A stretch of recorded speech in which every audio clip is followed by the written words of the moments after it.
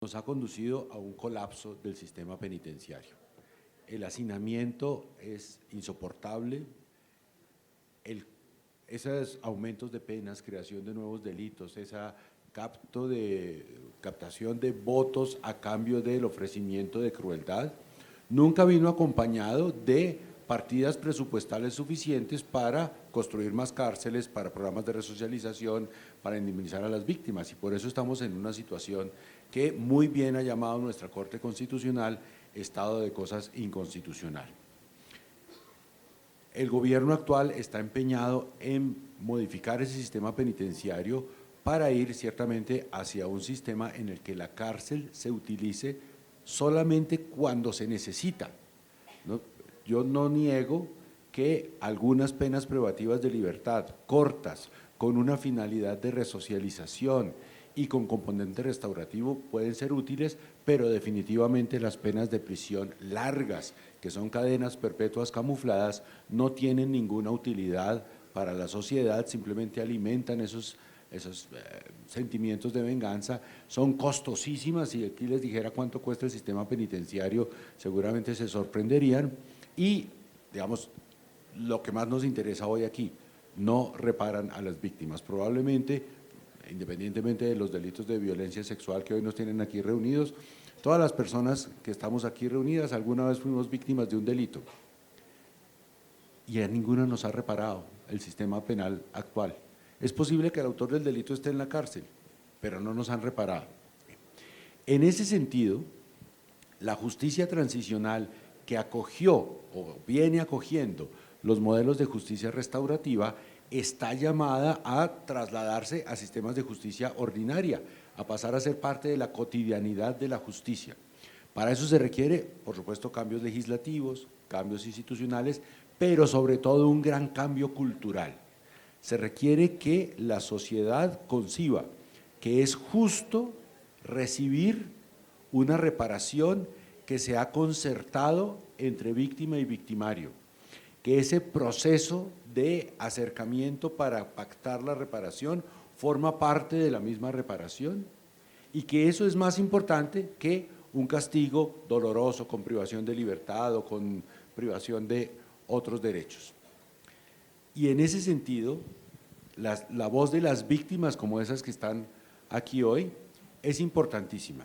Quisiera, si te robo 5 minutos, decir lo siguiente. El derecho tradicional, el derecho que se sigue enseñando en las facultades de derecho, nos enseña que la reparación es una indemnización económica.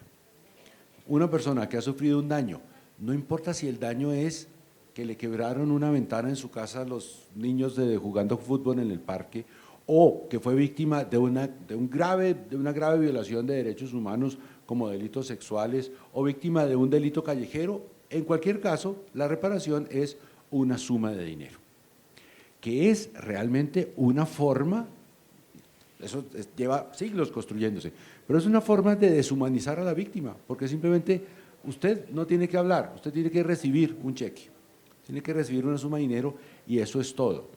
Yo recuerdo haber tenido que estudiar, cuando estudiaba Derecho, las tablas que había elaborado el Consejo de Estado de cuánto dinero se da por un homicidio del padre, tantas onzas, lo tasaban en onzas de oro, tantas onzas de oro, homicidio de hermano, tantas onzas de oro, violación, tantas onzas de oro, y por lo tanto las víctimas no participaban más que en eso y se pensaba que eso era lo justo, ¿no? El lema, la pena con pan es menos, entonces pues tome un pan.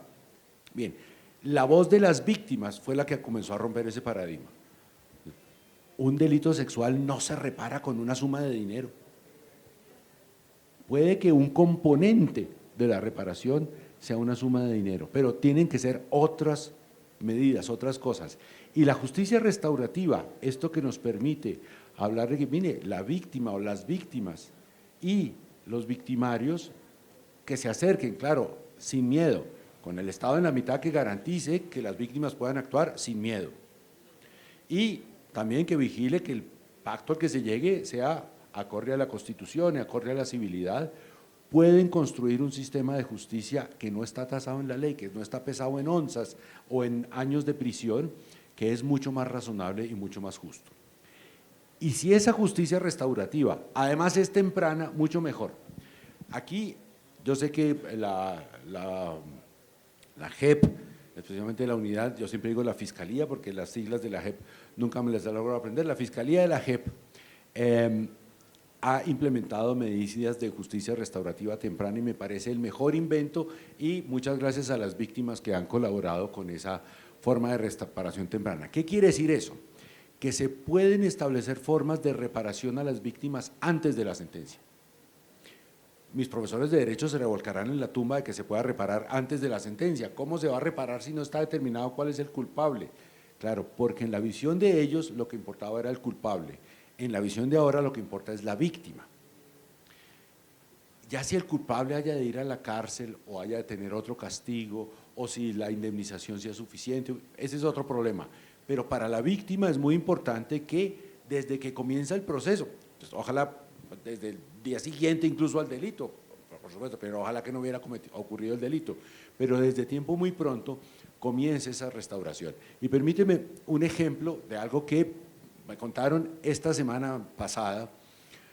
Estuvieron aquí en Colombia unos jueces italianos de extinción de dominio y estábamos comparando la legislación y la experiencia italiana con la colombiana de extinción de dominio y me hicieron caer en cuenta de una cosa: los procesos colombianos de extinción de dominio duran muchísimos años. Bueno, eso ya yo lo sabía, eso no me hicieron caer en cuenta ellos, pero el hecho de que demoren mucho tiempo no solo tienen el efecto que yo sabía, y es que el bien, la casa, la finca, el ganado cuyo dominio se le extinguió al mafioso, comienza a perder valor, sino que se comienza a perder la memoria de lo que ocurrió.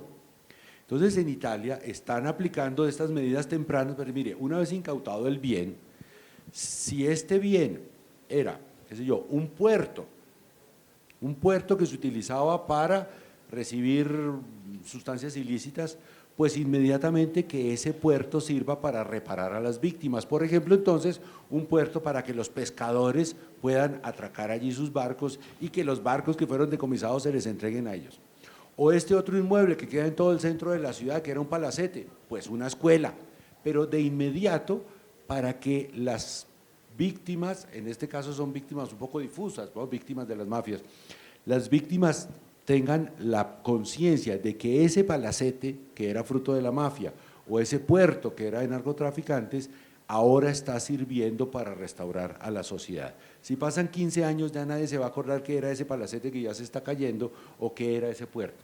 Entonces, esas medidas de restauración temprana, como estas de la alfabetización de las mujeres en Chigorodó, como algunas que ha habido en Villavicencio, que creo que más tarde nos darán cuenta de ellos, como algunas que ha habido en Soacha, también aquí muy cerca de Bogotá, creo que son de la mayor importancia, no solamente porque van a reparar de un modo adecuado a las víctimas de violencia sexual, porque incluso si se abre el caso, que aquí todos estamos clamando porque se abra, va a tardar.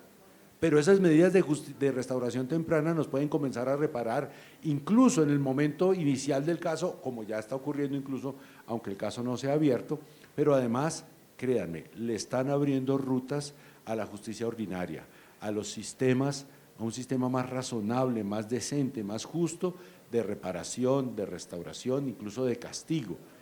Siempre ha sido así, los que sufren las injusticias son los que señalan los derroteros de justicia. En este caso las víctimas, en otro caso han sido las personas discriminadas.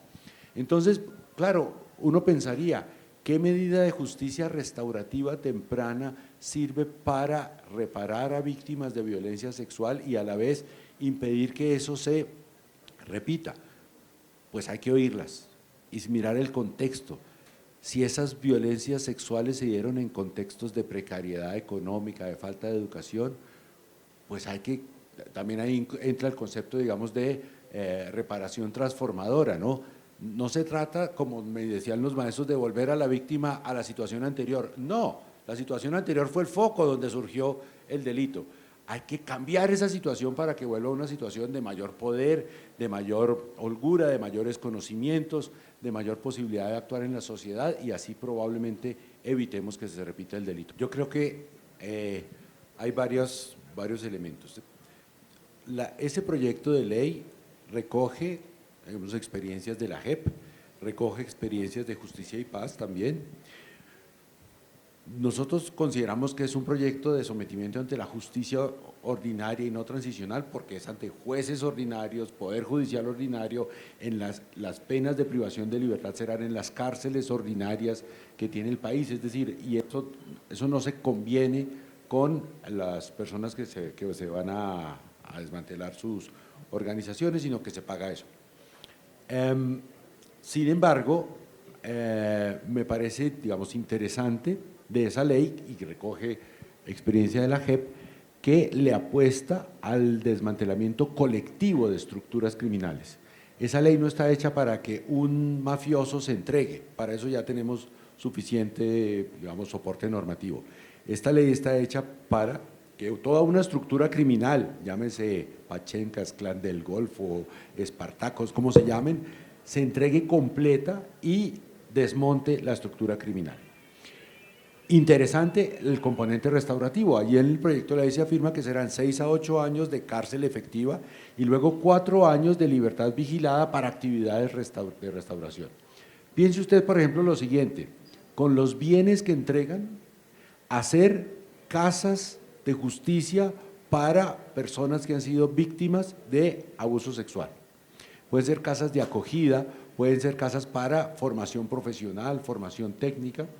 Recientemente inauguramos en Florencia, Caquetá, es una construcción de una ruta de acceso a la justicia para mujeres que han sido víctimas de violencia, no solo sexual, también violencia laboral, otros tipos de violencia. Entonces pensemos en que para eso se pueda utilizar una casa construida por estas personas. Si entre estas personas hay quienes puedan ofrecer otras cosas para esa reparación, pues así se puede construir justicia restaurativa, y creo yo que podrían ser muy buenos ejemplos. Allí habrá entregas de dinero, si esto es exitoso, muy importantes, muy cuantiosos, de predios que han sido despojados, de dinero en efectivo también, de oro, en fin, de una cantidad de cosas que se deben utilizar, según dice el proyecto de ley, preferentemente para este tipo de actividades de reparación cierta, integral, restauradora y transformadora para las víctimas. Muchas gracias, ministro. Colombia, potencia de la vida.